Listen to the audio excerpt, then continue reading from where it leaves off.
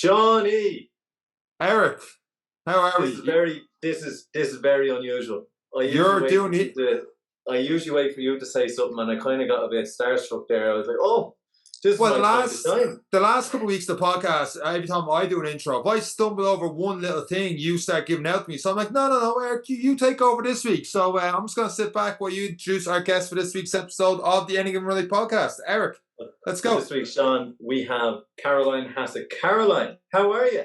Hello, how are ye? Caroline, Good. sorry. Eric, build up our guest. Who is our guest? You can't, like, I do a big intro and stuff like that, and you go straight in with just her name, and that that's was grand. it. Couldn't That's mess grand. that up, like, I'm not happy with that. But go ahead. The only reason I didn't do it was just for your self-esteem. Right, okay. So Caroline in the last 2 weeks has ran a 10k PB, 37.54. Sean, you'll never get there. She's True. also ran a sub 3 hour. Her best is 2:56.05. Sean will never get there. True. Then she ran Dublin 2:59.23. Absolutely amazing run, Caroline. And died of death after. I think I seen you on the course that day as well. Oh God! You weren't Probably looking too comfortable when I saw you at that point. I was probably stopped. But the best part is, Caroline, Sean will never get there. That's true. On Stephen's day, Sean, while you were drinking your Baileys, Caroline went out and ran a fun run, 18:44 5k, and you will never get there. So have I hyped Caroline up enough?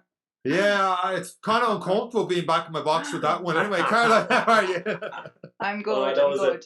I was playing along with Caroline. I'm sorry that Sean threw his rattles out of the pram, but we put him back in his box. So, Caroline, you are very welcome onto the show. I'm glad we got to push Sean into his little box there again. And I suppose that's where we're going to start. I've given every accolade over the last little while, but how did you get into running, and how did you end up doing a sub-3 marathon? Okay, well, I suppose I started running in 2017 from absolutely nothing, like from nothing. I was 34, hadn't ran since I was probably 9 or 10, like I honestly hadn't ran in years. And I'd had my second baby, I'd had 2 babies back to back, more or less, very close together. Within a year and 10 months, we had moved home. We'd been living away for years. Like we had, I had been living away since I was about 17. So we'd moved back home after a long time away to build a house. And yeah, it was just, I'd moved home, we had 2 babies, and it was just something to get out and do something for myself. We were building the house at the time, and I remember my mum said to me, and my dad had died earlier on that year, and a lot had happened, a lot had been going on. Yeah. And I remember my mum said to me, would you not go and join Track Attack, which is this local, in one of the local villages here. It's like a... That sounds scary, I'm not going to lie. A Track Attack, yeah. But basically, no, it is this lovely, it's like a community initiative. It was like one of those Operation Transformation style things it started as, where on a Monday night, once a week, everyone, like there could be 200 people there, around the local GEA field would meet up and would run. The whistle would blow at 8 o'clock. And everyone, it was just kind of to get people out and get people moving. It was set up by a man called Pat Keane, the most fantastic initiative. And it was just a way of getting people out and getting them moving. And it was once a week. It started in January on a Monday night. And at the time when it's still going on to this day, but at the time when I joined it, it was, you had a choice that you could start at 2k, and by the end of the 10-week block, you'd be able to run 5k, or you could start at 4k, and at the end of the 10 weeks, you'd run, I think it was at 8k, or you could start at 6k and run 10k. So I picked the middle one. I picked I started 4k, and hopefully by the end of 10 weeks, I'll be able to do 8k. And that was it. Like I started from nothing. Like I was 10 weeks post C-section. I was like very unfit. I remember feeling like I was going to puke. I was going to have a heart attack. I was going to die, every week. But I kind of set myself the challenge that every week I was going to try and improve on my previous week's time, even if it was by a second. Like, even if it was just a second, I was going to try and better my time from the week before. And it was great. It was kind of, nobody got... they gave everyone a number. So, and at the end of the night, so there was somebody there, a whistle was blown at 8 o'clock, and at the end of the night, you ran through the finish line, you shouted your number out, and they took note of your time that you had ran the distance in, and they would put it up on Facebook later on that night. But nobody's name. The wall of pride or shame, But nobody's name. It was your number and your time. So nobody knew what anyone else was doing. So it was great. And I remember I was actually laughing. I listened to one of your podcasts and you were talking about the old Casio watch with the calculator. And I was like, that was me. That was me. I remember we were living with Brian's mother at the time as we were building. And I went rooting in one of the drawers and found an old Casio watch belonging to Brian, a stopwatch. And I used to press start at the start and stop at the end and try and see could I beat the week before by a second or two. And that was it. And then at the end of the 10 weeks, I loved it. I was hooked. You know, I really liked it. Now I was still finding it hard and I wasn't running anyway fast, but I would just loved the getting out and having something to do for myself. You know, it was a break from the house build. It was a break from the babies. It was just getting out and doing something for myself once a week. And that was it. I literally did it once a week. Yeah. And then, so I kind of found out from that group, there was a smaller group of people from that group who used to meet up and run the Wednesday night. So then I started going with them. And then that summer, there was a fundraising initiative called the Trip Around Tip. And basically it was like a relay race, a relay run around Tip. And it was to raise money for lights on the track around the GAA field. And the man, Pat, who was over this track attack, he set up this Trip Around Tip, and it was you could pick either a 10k, 20k or 30k leg of the relay to do. And so I said, feck it, I'll do 30k. And I thought you were going to say I picked the middle one again. No, I went mad altogether. Caroline options. I'm giving her 3 options. So I decided, feck it, we'll go for the 30k, and ran the 30k with. So I remember we started in Bursnostry and ran to Clough-Jordan, and by the time I got into Clough-Jordan village, I could not walk. I could not walk. At the time, I had one of the big knee supports on my knee. My knee was in bits all that the few months beforehand, and we did very little training. Like we did maybe 2 10k easies during the week and a bit of a longer run at the weekend, but that was it. And did the 30k anyway, and stopped. Got my 30k done, stopped, and I could not walk another step. Like I was not able to walk. My knee was gone. And I remember we went to the pub that night, and sure, I remember walking into the pub and like having to hold onto the wall to get down the step. I was completely seized up. And that night we had a few drinks, and then we said, let's do Dublin Marathon. And that was 2017, when you could decide in July to sign up for Dublin Marathon, and you could still sign up for it. So that was it. Signed up for Dublin, and I remember the next morning going, or the next day after we both going, what the hell have I let myself in for? Like the amount of people, Caroline, we have got to sign up to events just by going drinking with them is absolutely phenomenal. Yeah, it seemed like a great idea that night. Anyway, but we signed up, and a good few of us from the group decided to do it, and like looking back, we did very basic training. Like really, it was 2 10Ks. Easy during the week and a bit of a long run at the weekend, and that was it. And I went and ran Dublin Marathon 2017, and I ran the whole thing, well, most of it with my good friend Donny, and we had the best crack. Like literally, we ate every Jaffa cake that was handed to us. We ate every sweet. We high-fived every child. We had the best crack. We just enjoyed it so much. And then we got to about mile 16, and it's funny now, like Donny, we say we were like Jack and Rose in Titanic. He was he wanted to pull back, and I wanted to go on, and he was like, go, and I was like, I'm not going without you, and I didn't want to go without him, and he was telling me to go. And anyway, I ran on, and I remember in the meantime I had bought myself a watch on Dundee. I had bought the most basic Garmin watch, and the watch had gone dead. I had no idea what pace I was doing. I was running along, got to mile 20, and I was asking people, what time is it? And finished it in 3:54 anyway. I was absolutely just delighted with myself. Like I just remember crossing the line and just being so proud that I had done it. You know, I just felt delighted. It was a year to the day, I remember, since I had got out of hospital after having Esme, and I just felt really proud that I had done something for myself, and that I had accomplished something, and I just loved it. I loved that post marathon feeling. There's nothing like it, and it's the one feeling that I can't describe to anyone. It's the one feeling. Now, we did that in 2017, and like that, I wasn't quite Rose and Jack. If Rose bet Jack over the head with a shovel, well, that was us. That was me and Sean. 5 hours, 5 minutes later, I think the whole thing was they were packing up behind us when we were coming in. But that feeling across the marathon, and people are like, "What's it like to do a marathon?" And I was like, "The marathon itself is forgotten about once you get to that finish line. Like, it is. Yeah, it's like that emotion that builds up the back of your eyes. You can feel yourself welling up.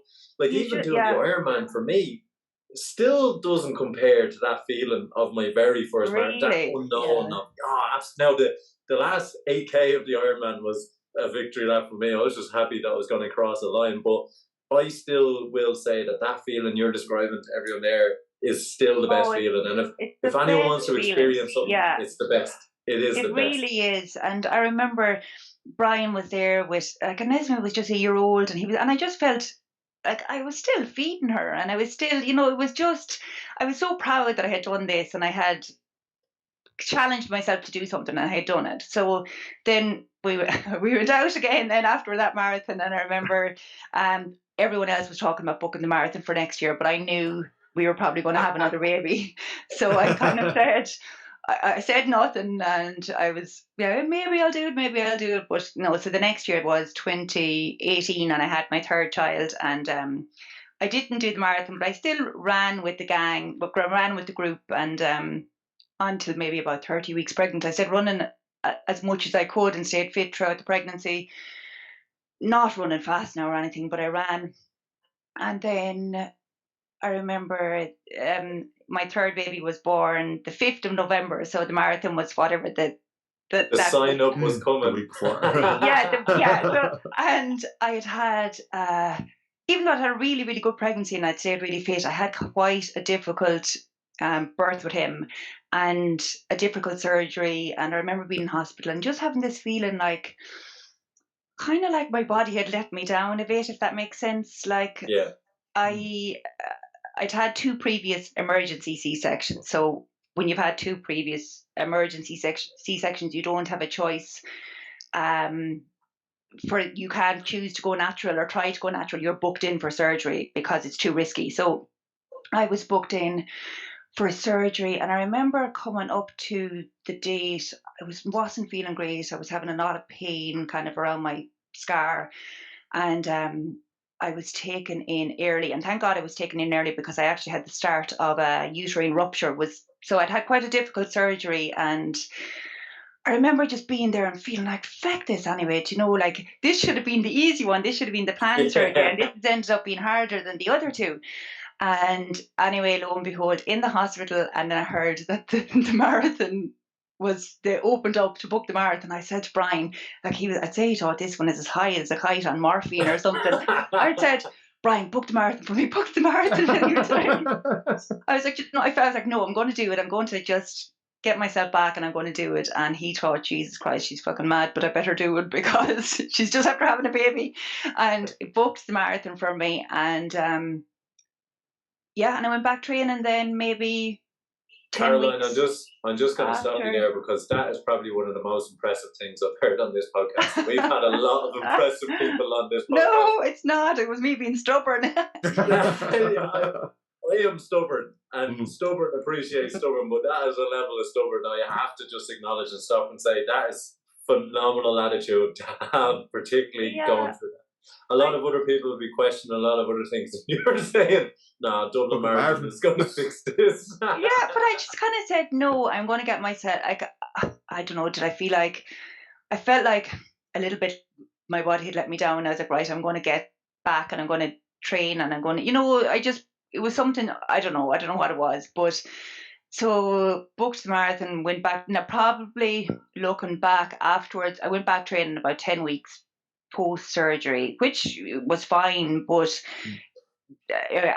when I had my 4th baby, I had a lot of complications afterwards that maybe I had gone back a little bit too soon, I don't know, or maybe I hadn't done enough physio, but I went back trained and went back, and then that was what 2019 marathon. I ran 3:32. So I trained with the group again, and some of the lads were going for 3:30, and I kind of didn't have the confidence to go for it.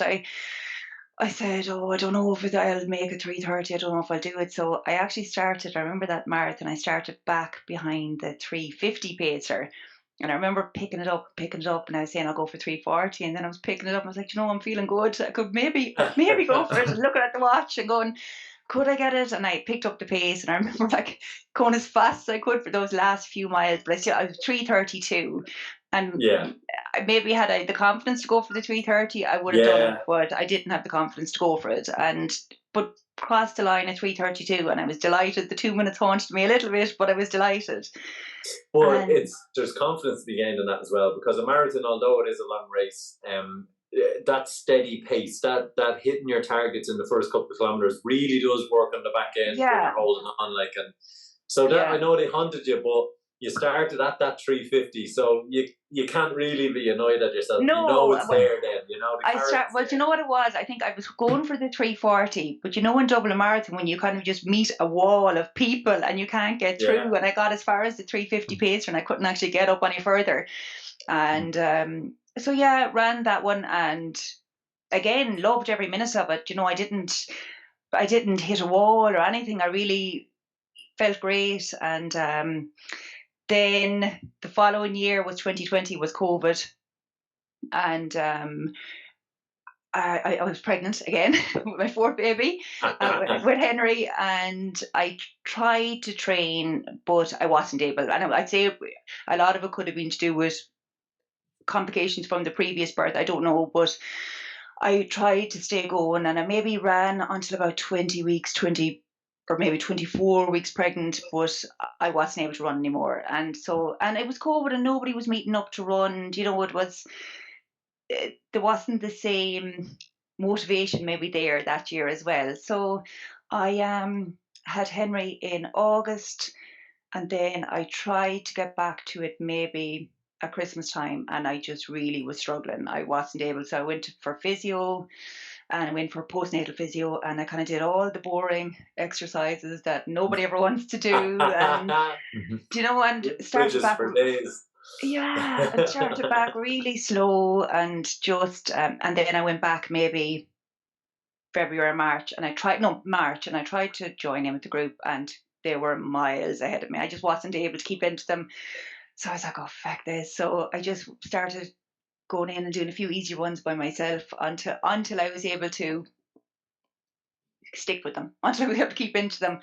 And then we trained that year for Dublin, not knowing was the marathon going to go ahead or not, because this was 2021 now, and so we were training for Dublin Marathon hoping that it was going to go ahead, but not knowing would it or not. And then we found out that it wasn't going to go ahead, and I remember there was maybe only 4 of us training together at that stage, and one of the lads said, kind of messing, we should go to Amsterdam, and as a joke, like, we'll go to Amsterdam, run that, because we knew that was going ahead. And then we were like, maybe we will go to Amsterdam, and then that was it. We went and ran Amsterdam Marathon that October, and I ran 3:15 in that one. So but it was funny again, like, I kind of didn't know what to aim for, and I suppose if anyone asked, I said I was going for 3:30, but if anyone close to me asked, I told them I was going for 3:25. And then the week of it, I was like, I could maybe do 3:22, but honestly I thought 3:22 was my limit. But myself and one of the lads, Paddy, ran together, and we just had, well, 3 of us ran together maybe until just over halfway, and then myself and Paddy ran on together, and we just enjoyed it, and it was an easy course. It was a beautiful day, and everything went right, and did 3:15, so I was delighted. When you started your training, Caroline, at Dublin 2017, you're talking about how you said it was basic, as in you did 2 10Ks and longer. Yeah. And now, up to this point in 2022, 2021, and 2022, we'll get to the second, your numbers are incredible. But you're hitting now at 3:15. How has your training changed for this? Is it just with a group, and with the group you're getting your times to aim for and getting that consistency, or is there anything else going on here? Honestly, until 2022, I only did 3 days a week. Like I only ran Tuesday, Thursday, and I did a long run at the weekend, and that was it. And the year, so the year of Amsterdam, we probably started. Maybe there was 4 of us training together, and we probably, for the first time ever, added in hill repeats. I'd never done a hill repeat in my life. We started adding in a little, we now just little changes. Like we did hill repeats, we started doing a bit of strength work. We used to meet up in the hurling field and bring a kettlebell with us and do a bit of strength training, and then do a few hill repeats, and then come back and do a bit more strength work, do a few, and that was really it. Like I still think that was the Tuesday session. The Thursday session was still just going out, and maybe we worked up to maybe running 10 miles, but we weren't doing anything too hectic. Do you know, it was, Yeah. it was, but I was consistent. I never missed training. I never ever missed it. I went every Tuesday, I went every Thursday, and I went on my long run every weekend. But that was it. And then I think the big difference was the next year, 2022. It was my first year not having a small baby. I think that was the big difference for me. Every other year I had ran it, and I had like a baby that was a year old or under a year old, You had a lot of priorities elsewhere. Yeah, and I wasn't getting much sleep. Like that was the big thing. I had a baby, and I was breastfeeding and whatever, and I was kind of sleep. Just probably the main thing was sleep. That was the big difference, I think, in 2022. Like I was just surviving. I was surviving on very little sleep, and I think then in 2022. Look, I did my first sub 3 in 2022, still off a 3-day week, still off Tuesday, Thursday, and the long run at the weekend, because that was all I could fit in. Like, it's a bit easier now because they're gone a bit older. The kids are a bit older, but at that time, it was the only difference I think was I was getting a bit more sleep, and I started to prioritize maybe nutrition a little bit more. And like, I used to come home from train. Like I always kind of tend to train late because it's just how I can fit it in. I know some people train very early in the morning. For me, it's my husband is gone very early here in the morning, so I'm here with the kids. I have to get them up and out, and I just don't have the chance to go early in the morning. So I kind of go late at night. Once they're gone to bed, I'll head into town, and I'll either go on the track or I'll meet a group and go around the town. But it's yeah, I think that was the thing. I used to come home from training before and just maybe have a cup of tea and a bar of chocolate, or something. Whereas then I started prioritizing. Okay, come home and have something proper and maybe get a bit of protein in, and I focused a little bit more on the nutrition and the sleep, and I think it really made a difference. It really made a difference. Before we get into 2023, obviously we're going to talk about some of the great runs you've had this year, and actually, if you don't mind, we'll crack into that. But what was the best part of the change in nutrition? What were the first steps for you? Because we're into January and we're looking into February, and some people have probably already failed a New Year's resolution. Some people, like a post I'm going to put up next week about me transitioning from fat man to Iron Man, as we keep mentioning, but like eating 300 calories a day and I'm going to run 40 kilometers. What was like a realistic thing? You're managing a household, you have 4 kids, you're busy. What was the big changes or the simple steps in nutrition you found were the big players for you? I did an online course. I think it was. I don't know if I could mention. It was. Daniel. So I don't know if you know Daniel Davy Nutrition. I did. I've seen stuff on Instagram. Yes. So he had. It was an Empower program. It was called, and you could sign up for. I think it was a 10-week program, and it just gave you basic recipes and advice, and I think it really simplified things for me. I think I used to always think, oh my God, I'll never be a person to, I don't know anything about protein. I don't know anything about, this was real simple food, basic, healthy, simple. It really simplified it, and I was really looking at it like, don't overcomplicate things. Just, it gave me an idea of how much carbohydrates I needed to eat, how to fuel myself for a run, and that I should be getting protein in after a run. And I never, like, I suppose before that I never even had taken a gel in a race. Like, I didn't, it just gave me, like, I probably wasn't fueling myself properly. I was eating the wrong things. And now before I go for a long run, like I'll make sure that I'll always have like a white bagel, banana, honey. I'm eating a lot more carbohydrates before a run, and then I'm trying to get protein in afterwards. Whereas I never did that before. I didn't have a clue. Like I feel like now I know what to eat to get the best or to get the most out of my training. And it is fueling you for what it is you're trying to do, and good fuel in means good performance, and that's why there's so much. And Daniel, if you're listening, you owe us an episode or €1 million. Oh, and it was, yeah, it was. Maybe I probably didn't, like, now I feel like I'm eating way more than I ever ate back then, but I'm eating the right foods. To now I eat an awful lot of crap in between, but I try to eat the right foods. If I'm going to have a tough session, I'll eat more carbs that day, and then I'll try and get a bit more protein in the day after. And I'm just doing it simply. Like, I'm not eating protein shakes or anything. I'm having Greek yogurt with my breakfast to get a bit more protein in, or I'm having maybe poached eggs and just making just simple changes, I think. And that's one thing I noticed with a couple of clients doing the nutritional things, the nutrition coaching myself, was a lot of simple changes. Like, a lot of them were expecting a 6-week eat salad, this, that, and the other. But a lot of them could be as simple as switch that to whole wheat and add an egg. And very subtle changes in your routine, and it can make a big difference. Yeah, or simple things. I find, like, instead of having a bowl of porridge before a run, I might have a bowl of Rice Krispies because it goes down better. Do you know, like, absolutely. Less heavy, you perform better. Yeah, absolutely. Yeah. And it's great. And if people are wondering, we'll get onto the Instagram and stuff later. You have some fantastic looking recipes on that Instagram. I was going through it there today. Which, you see, I'm great for, let's say, I'll eat a really healthy breakfast, healthy lunch, healthy dinner, but then I eat so much crap in between, so I'm trying to change it to eat healthier crap. So we're getting better sleep, we're fueling better. You focus on the physio and stuff. Obviously, I'm guessing we haven't touched on the fourth pregnancy. Obviously, went a little bit better. Did you feel like after the third pregnancy, taking on that marathon, the body, everything changing? Did you feel like you got your body back, or did it let you down? Were you happy with what happened?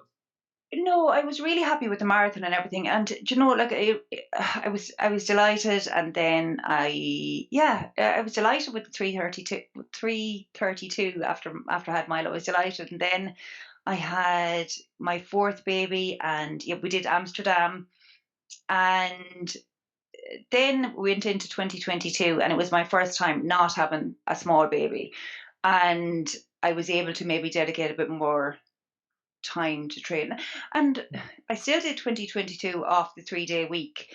The odd time I added in an easy run on the Saturday if I got a chance. But I mean, it was maybe a 10K easy maximum. Like, it was, and it very rarely happened. I'd say in the 16-week marathon block, maybe I got out for a fourth run in the week 6 times in that week, but in that block. But my training changed because our group became bigger. All of a sudden, there was a big group of us training for the marathon, and there was a good few lads in the group. I suppose I was kind of in limbo. I wasn't as fast as the people ahead of me, but I was a bit faster than the people behind me, and I was kind of on my own. I found myself on my own for a lot of it.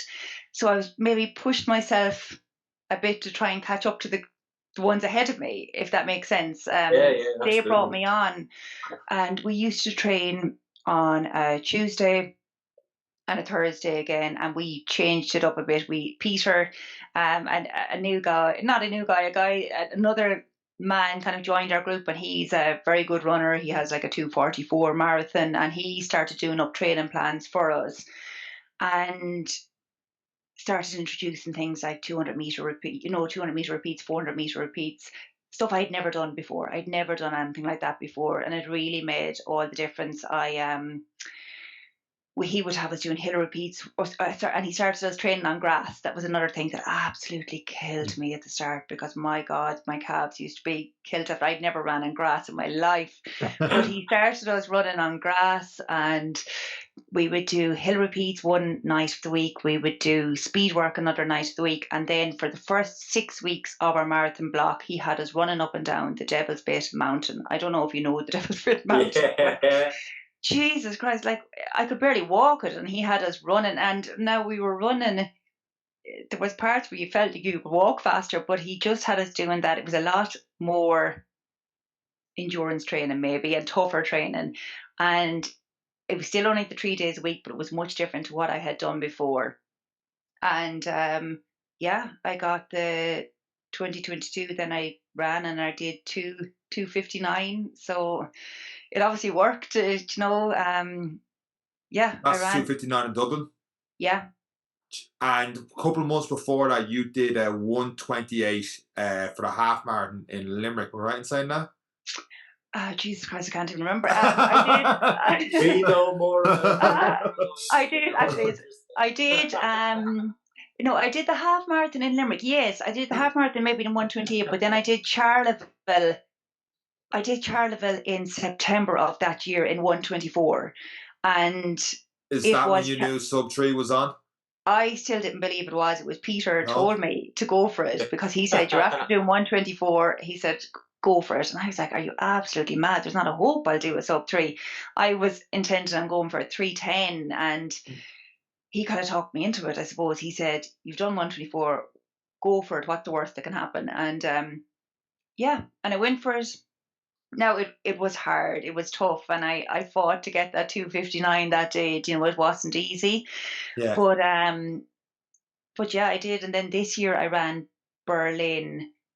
And I think this year I changed it up a bit. I started adding in easy runs myself. So I was meeting the group on a Tuesday night and a Thursday night, and for the long run. And then I started throwing in a few easy runs myself. And I think that made the difference this year I know it was only a 3 minutes faster. I did 2:56 in Berlin, but I think those easy runs made that run a lot easier. It seemed absolutely. And at that end, like 3 minutes is quite a lot at that end as well. Yeah, but I mean, I felt like it wasn't as much of a struggle to get that 2:56 as it was to get the 2:59 the year before. I felt a lot more comfortable. Do you think it's because you've done 3 runs for the first year or two, and then you've added in hill repeats, then you've added in the Devil's Bit mountain, and then you added in the easy runs? You slowly keep adding stuff into your training block. Had you done all that back in 2019 or 2018, do you think you would have just crashed with too much going on, and like that people are rushing to do too much straight away? Or do you wish you had done some of that stuff earlier? No, I don't. I like the way I've added to it gradually. I think you need to build it up slowly and over time. I think your body can break down very easily. I don't think I would have been able for all that so soon after having a baby. I wouldn't have been able for it. I wouldn't have been able to run up the Devil's Bit so soon after having a baby. No way. I think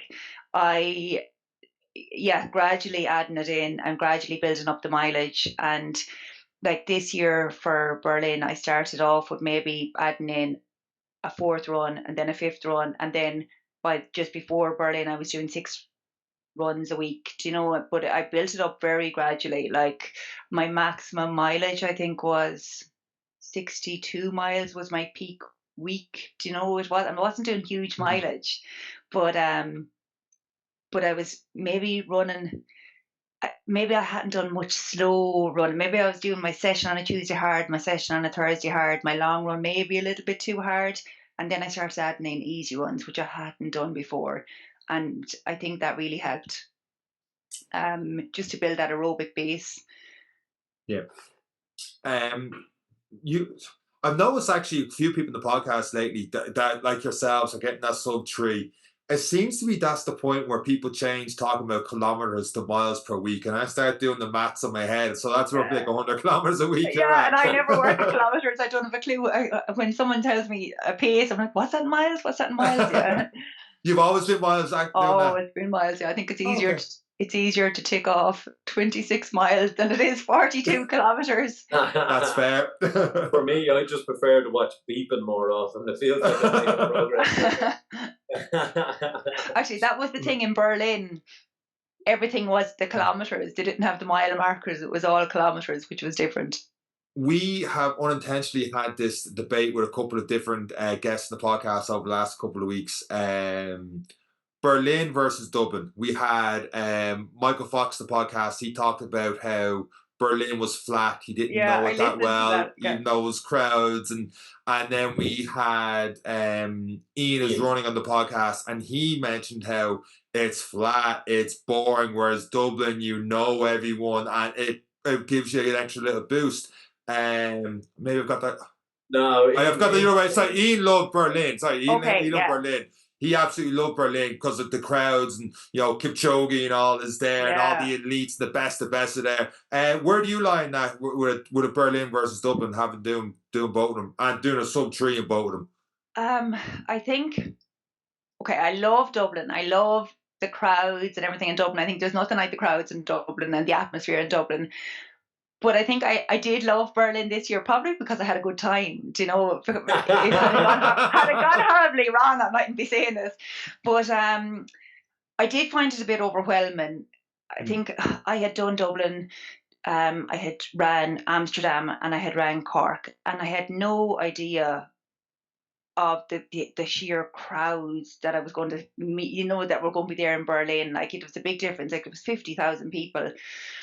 And I even remembered that morning, Brian had walked down along with me to the bag drop area, and we walked. Geez, I think I nearly had 10,000 steps on my watch before I'd even got in. Like, you had to walk so far from where there was wherever the taxi dropped us at the barriers, as far as he could go that morning, and you just seemed to have to walk forever till you got into where you could drop your bag.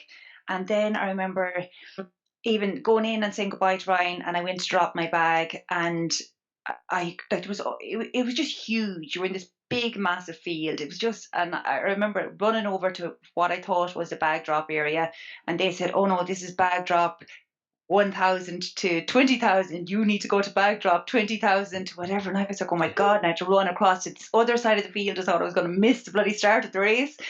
And then dropped my bag, and then I went down to go to the toilets, and just the queues. Like, you think the queues in Dublin are bad. Like, the queues were absolutely insane. And eventually to go down to my corral to get into, I was in wave B, I think it was. And I had to literally jump over a barrier to get in because I hadn't, like, the gun was about to go, but I jumped over the barrier, got in, and just in time they were showing Kipchoge and everyone about to start, which was really, really cool. And but once you started, like, the crowd seemed huge at the start, but then once you started, the roads are so wide. It's completely different to Dublin. The roads are huge, and the atmosphere was still brilliant. Like, I thought, there'd be nothing like the atmosphere in Dublin, but there was a real atmosphere the whole way around. And you don't hear your name maybe called as much. They kind of just they give you a clap or whatever. But no, it was a lovely atmosphere, and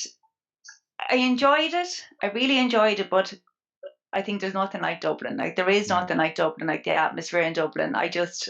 Dublin on marathon weekend, I just think, is absolutely unbelievable. It's very hard to match, I think.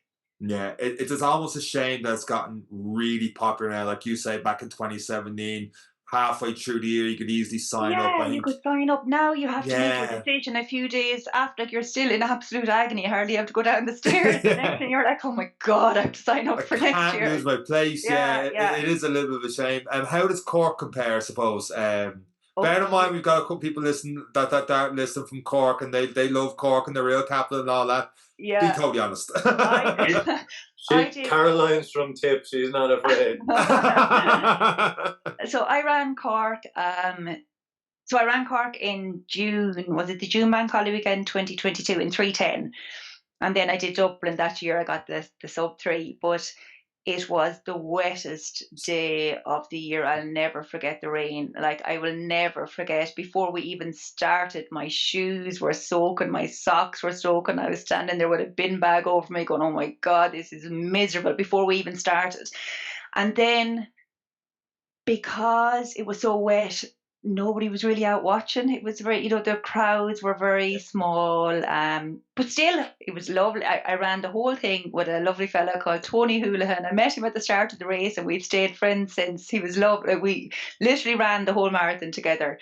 And he was from Cork, so he gave me a tour of the whole city. He was showing me where Roy Keane lived. He showed me where Pete O'Mahony lived. He showed me some sub goalkeeper from Liverpool. He was showing me everywhere. I got a Cork City tour that day, but it was, yeah, I enjoyed it. It wasn't as hilly as Dublin. Definitely not as hilly. I think the course was nearly easier, but the weather, like by the end of it, I remember running up to that finish line and keep going. Yeah, the rain. Like, I actually felt up. like you just felt like your shorts were nearly going to fall off. They were so weighed down with the rain. Your runners were heavy. It was just miserable. It was miserable. But yet, with that weather and with no crowds, you got a PB that day. Would I have been a PB yeah. time? So I done 3:15. That's a huge confidence boost. Yeah, no, it was miserable though. I remember a past guest of yours, Kevin English, was at the side, and I remember him shouting at me or saying, well done, or whatever, and I just looked at him going like, oh, all I wanted to do was just finish. I was like, just feck off. I just want to get across this line. Just leave me alone. It was miserable. But yeah, it was. And I remember crossing the line, and I sat down on the ground for about 10 minutes. It was tough.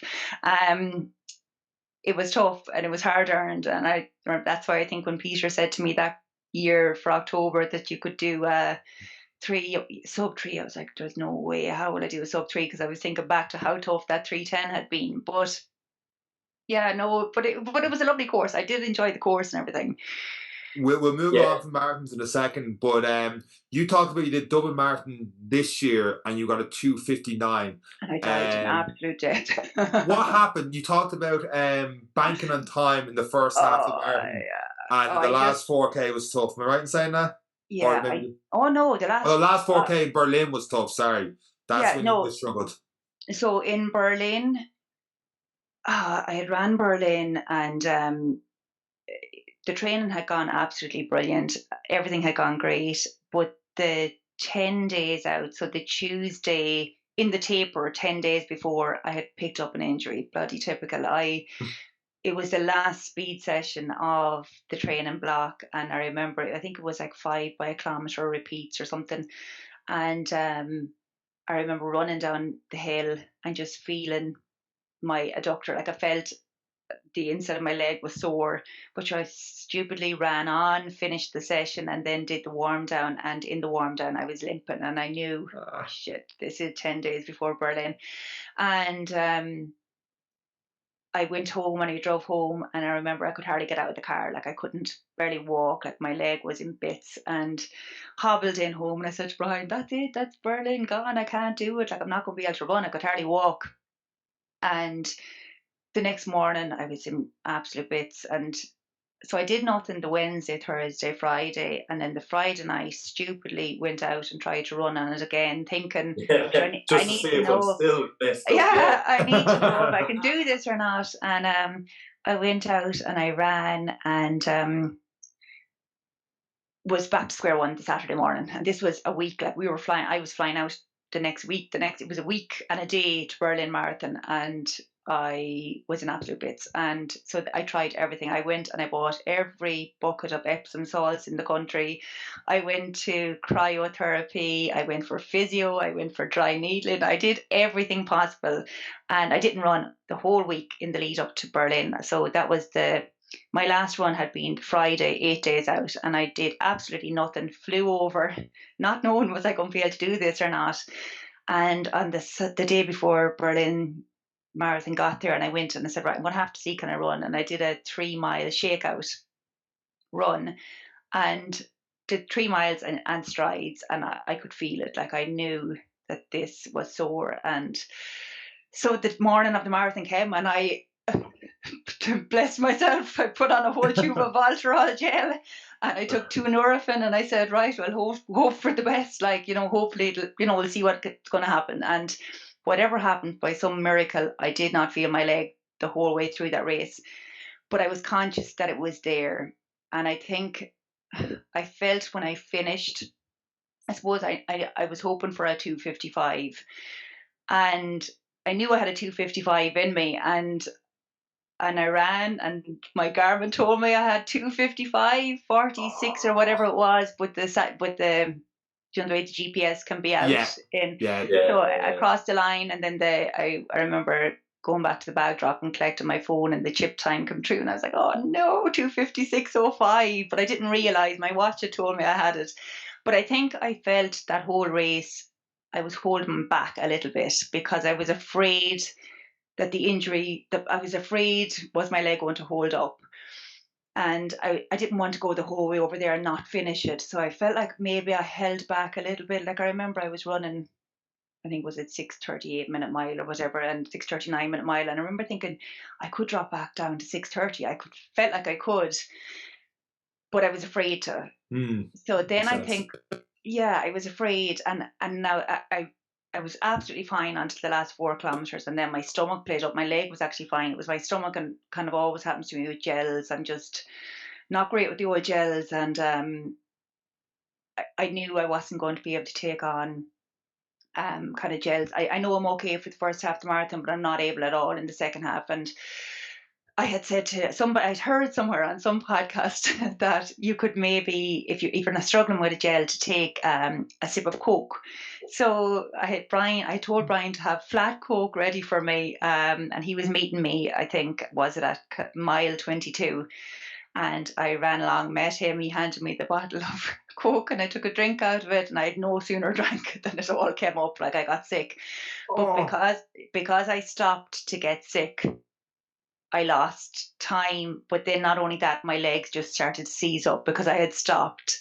And at that late stage in the marathon, just the lactic builds up in your legs, and I just, the last 4 kilometers were a struggle. But it wasn't the injury, it was just my stomach had played up.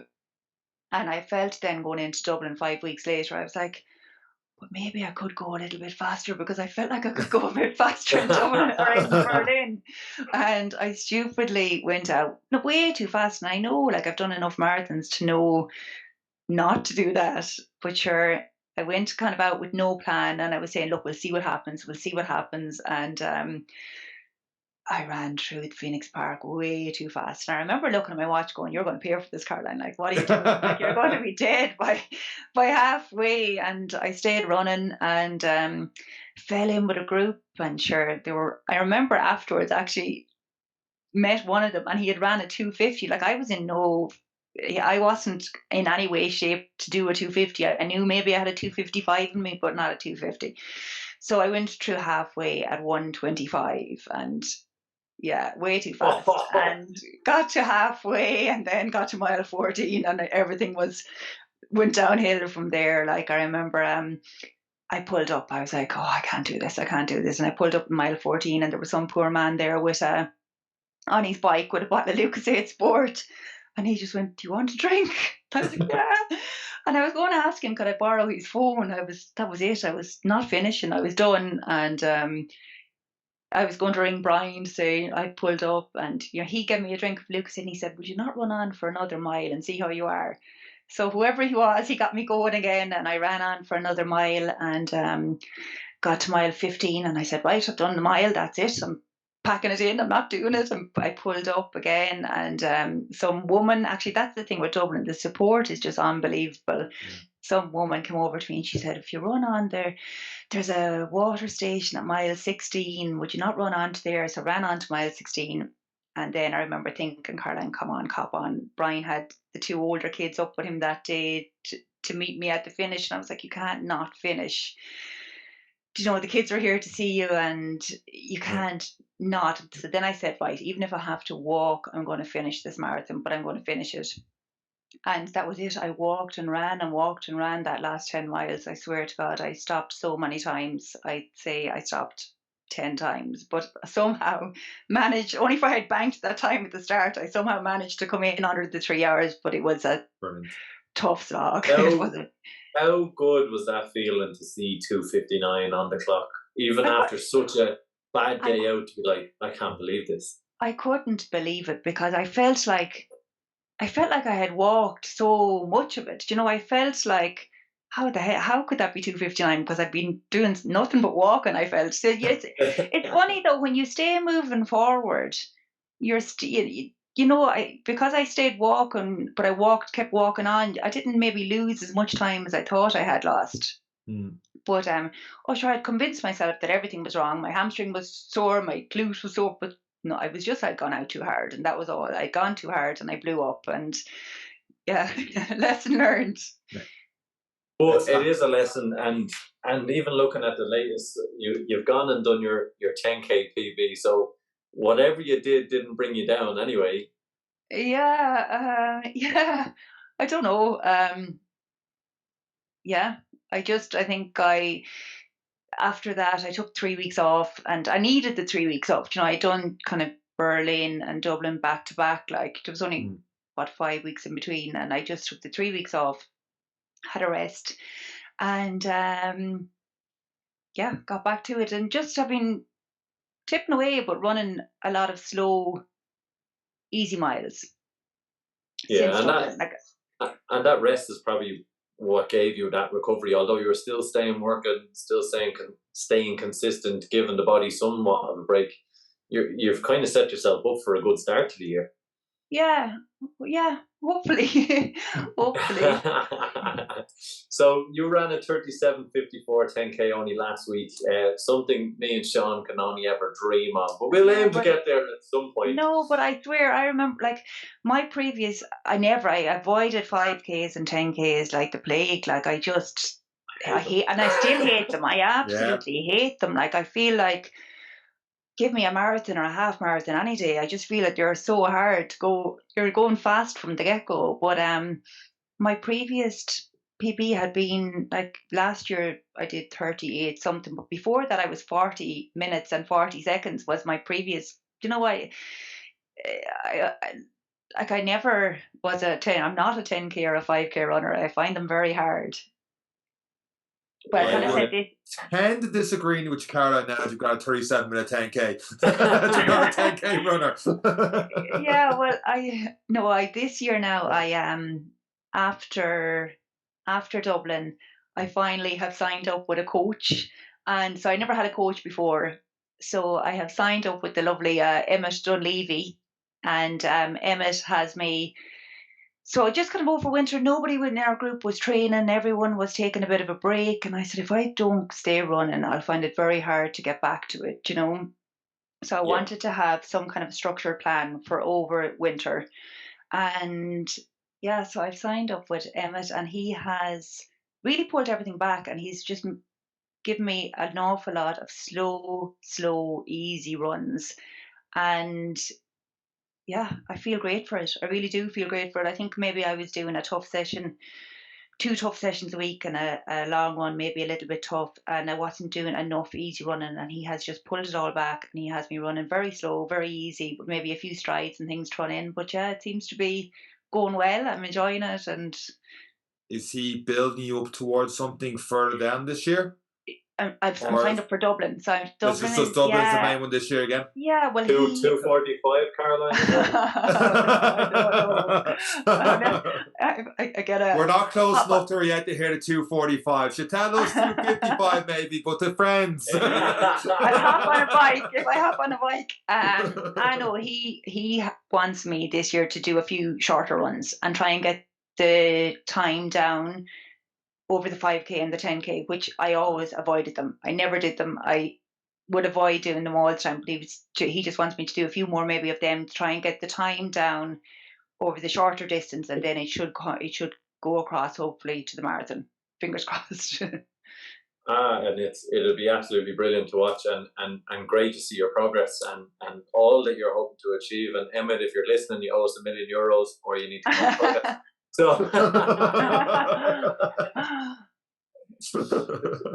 2,500 listeners a week are all looking up Emmett now as we speak. But Caroline, I know you don't want to give it away because you're very modest and you're not looking to set yourself up too far. But we are looking forward to see what you do, particularly as you come into the summer, maybe setting some targets for yourselves, and we might get you back on again to definitely let us into how it's all going. And if anyone wants to follow your journey, obviously myself and Sean do not do online very well, particularly me. You are quite good at the Instagram, Facebook, and YouTubes, and all of the above. Jesus, I'm only on Instagram. I'm definitely not on TikTok. Any of these things. Your eBay account has more followers than me. But how do people stay in touch and follow you? Because your page is a wealth of knowledge and all that we've talked about as well.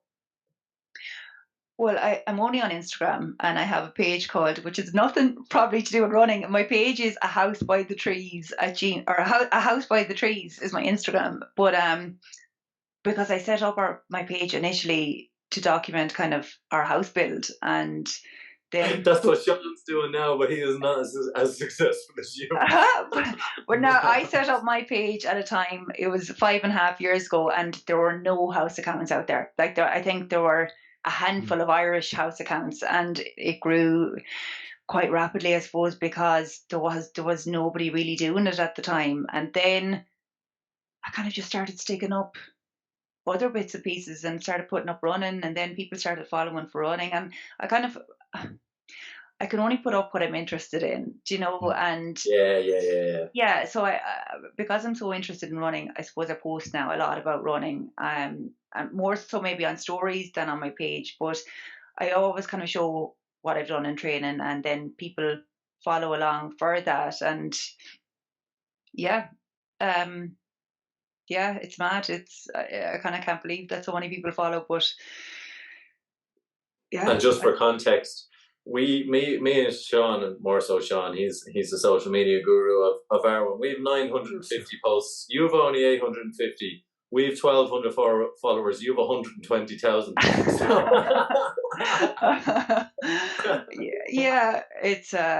a bit mad. Does it get a little bit weird? Like, we find it weird with 2,500 people are listening, and we are growing. It's getting bigger. We find it strange that many people would listen to us talking to people about running.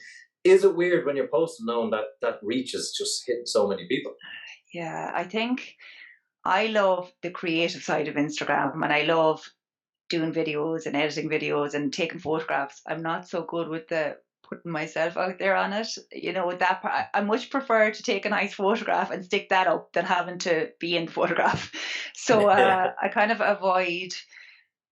That's all. Like, this is the first time I've ever done a podcast, even. Like, and I've been asked so many times and different things, but I'm like, I'm not really into that side of it. I like getting a job in and having to come up with an idea for it, and I like the editing part and I like the photography part. I'm not that into the rest of the stuff that comes with it. Yeah, and I do. And like, if I meet somebody, someone will come up to me, and people are lovely. Like, people are really, really lovely. And I'll be at a race and somebody will roar, House by the Trees. And I'm like, oh my God, mortified. But yeah, like, it is mad. But then it's lovely. Like, even today, I got a voicemail from a girl. A girl sent me a message, and she said she was going to her first 5K. She was going this morning to a 5K in Ennis, and she said she just wanted to send me a message to say that when she was pregnant with she's 4 kids as well, and she said, I used to always watch your page and say, I'm going to get back to doing that. I'm going to get back. If Caroline can do it and she's 4 kids, I'm going to do it. And she sent me a message this morning to say that she was going to do a 5K and to say thanks a million for everything I put up, because it had inspired her to get back doing it. So that's lovely. Like, if it's inspiring one person or one, because I think as women, especially, I think when you have kids, you can lose a big part of your identity, and your days can be tied up taking your kids here, there, and everywhere. But it's important to make a little bit of time for yourself as well. And if my page can show that to someone and can inspire someone to do it, then I'm happy. You do even put yourself out there about knowing, like, even talk with the kids, like you have a lot of highlights, and one of them was like on running tips, and you bring the kids to the football training. You talked about just go for a run while they are training there. Yeah, but that's it, because like it can be hard to find the time. You know, it can, like, I can't go in the mornings. My husband is gone here very early in the morning. In summer, maybe when it's bright, I could go, but now over winter I can't. It's not for me to go and be back before he goes. I'd have to go at 5 o'clock, and I live in the middle of nowhere. Like, it's so rural. There's not a street light. There's not a, there's hardly any houses. It doesn't make sense for me to get up and go at that time in the morning. It makes more sense for me to try and fit it in when the kids are training, or to fit it in the evening time, to try and work it in around kind of family life, I suppose. It's so, yeah, I'll take the kids to athletics, and when they're doing their training in athletics, I'll run around the track and get my 50 minutes easy done in the hour. And you're still there and you're still watching them because they're on the track, but you're running around. And I think people can maybe find it intimidating and say, oh, geez, I couldn't do that. But like, nobody cares. Nobody gives a shite. Like, everyone's doing their own thing. And if I'm there and I see somebody else exercising, I think fair play to them. So, yeah, and it's building your hobby and your passions around your lifestyle, and that's what we try and encourage people to do, and that's why I encourage people to go and look at the great things you're doing, because you are an inspiration. I know coming on, you were very modest. You were like, I have nothing to bring on this podcast. Me and Sean are hanging our heads in game after listening to you, Caroline. No, I just love it. Like, I love it, and I love the social side of it, and I love the whole, it's so good for your mental health, and it gets you out, and it gets me. And I love that you can go for a run, and if I have had a tough day, you can go for a run and you can completely switch off. Or else, on the other hand, if you have something, you can go for a run and you can think about, if you have something that you need to figure out or whatever, you can go for a run and you can think about that on the run. Or else you can go and put on a podcast and completely switch off. Or even the social side, like just to get out and meet a friend and go for a run and have a chat. I just love, and I think, especially when that podcast is any given Runday. I get you, Caroline. Yeah, I do. I listen to you all the time. But I think as parents as well, like, parents are great for taking their kids to everything. And nowadays, kids go to everything. Like, my kids go to Irish dancing, gymnastics, hurling, soccer. They go to so many things. But I think we're not great for doing stuff for ourselves. And I think it's important, if we're taking them to all these things and trying to show them that exercise should be part of their life, then we kind of need to be doing it ourselves as well, and letting them see us do it. Yeah, because there's no point in them thinking, oh, you only do this as a child, and then you're an adult and you don't do it anymore. I want my kids, like, my husband plays soccer, I run, and I love that they get to see us doing that. And seeing is believing for them. Yeah. It's because the ceiling for them is, well, if mom could do it, yeah, like that's it. Yeah, it is amazing to see. Yeah, and they love it. Like, they love when I go to a run and I come back and they're like, what's in the bag? What's in the bag? They're all about what's in the goodie bag. I have to stop in the shop on the way home and buy 4 of everything and put it into the bag to pretend that it was in the bag at the end, and they love it. Like, they think it's great, or they love getting to go to a run. And yeah, I think it's great. Or even the social side of it, like, even there after the 10K at the weekend, like, everyone afterwards is going in for the cup of tea and the sandwiches, and everyone's chatting, and nobody is asking what time you did. Everyone's just, Jesus, that hill at the end was a killer, or wasn't it? And everyone's just talking about the run and talking about the course and talking about, but nobody cares what time you've done, or nobody cares. It's just, I think one of the phrases I've picked up around any races, even around the triathlon, no one says what time did you get. Everyone just says, how did you get on? Yeah, how did you get on? Because at the end of the day, it only matters how you got on for you. That's it. Yeah, and nobody cares if you've done it in a 10K in whatever. It's just that you like everyone just wants to know, how did you find the course? How did it's lovely. Like, it's just, that's what I love about running. It's for everyone, and I think it's a very simple sport. Like, so it's very kind of, the more you practice it, the better you get, and the more consistent you are, the kind of the results come. But that's what I found anyway. The more I stick with it, and the more consistent I am, the better I kind of get at it. So, like, it sounds like you've obviously built, gotten, faster and faster and faster. But going right back to 2017, that feeling you'd said you got when you got that 354, like Oh, that feeling never really changes, but you just no. have different goals to keep Yeah. yourself Yeah. consistent And with it. that's it. Just set yourself, like, I love I love setting myself a target and working towards it. And, just that sense of achievement when you do it, and like it doesn't always go right. More times than not, it doesn't go right. More times it That's go comforting horribly to hear from wrong. my end. But I always find I nearly enjoy the block and the build up to it nearly more so than the race. I love the build up and making myself get out and do the training and meet and I love all that nearly more than the race itself. If that makes And sense. it's really important, and you'll probably agree, Caroline, for anyone who is listening, particularly ladies out there, get involved with the groups around the local GAAs. I know my mum, she got involved with that Operation Transformation thing. She did the mini marathon, and she's done it a couple of years, and now she tells me she's ran more marathons than me, and believes that she has. But I slag her about it, but it is inspiring that little groups like these can go a long way for getting people just taking those first steps. And that's what you did in 2017. And now we're talking to you about sub 3 hour marathons. And it's It is absolutely just brilliant. And I think especially for women, because it's not as easy for women to get up and go out at 5 a.m. in the morning on their own, just safety wise and everything. It's not as easy. Whereas if you could meet up with a group like that in your local GAA club, or meet up with a few friends and join a group like that, it is easier and maybe a little less daunting to do something like that. And I find like everyone in those groups are so welcoming. Nobody cares what kind of pace you're going to do. Everyone's just delighted that someone new is coming to join the group. Like I love when someone comes to join our group. it's a different conversation. It's good. That's it. And everyone's doing their warm ups. You'll always have someone to run with on the warm up and the warm down. And if you end up on your own in between, it doesn't matter, but you have company there for the start of it and the end of it, I find. And yeah.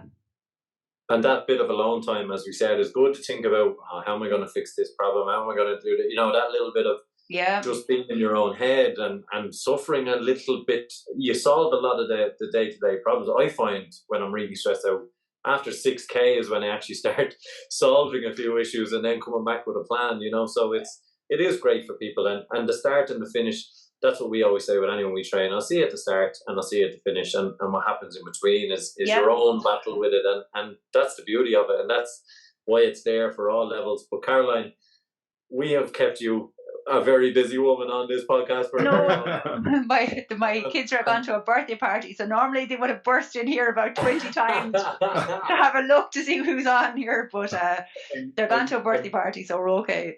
Yeah. I'm sure everyone listening would gladly listen for hours on end and getting all this advice from you. You have been absolutely amazing. Have you any last gifts that you want to give to people, or little tips for the year ahead and how they can tackle the year ahead for themselves?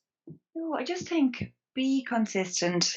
I think don't be afraid to start. Like, even if you are, like I even said it there in the soccer field the other day, even if you're running down the length of the soccer field or whatever it is, if you can only run one length of it and you have to walk the width of it and run back up, just stay going, start, do something, tip away at it, and like you'll gradually find the fitness coming, and the more you stick with it, the fitness will come, and just stay consistent. And I think just go for it. Just why not set yourself a target? And like there is nothing like we said, like there's nothing like that feeling of finishing a race and that feeling that you've done it and that you've worked towards it and you've finished it. It's just unbelievable. And yeah, and if anyone ever, like I say on my page, if anyone ever wants to message me or ask me anything, like I'm always more than happy to give them advice, if I can.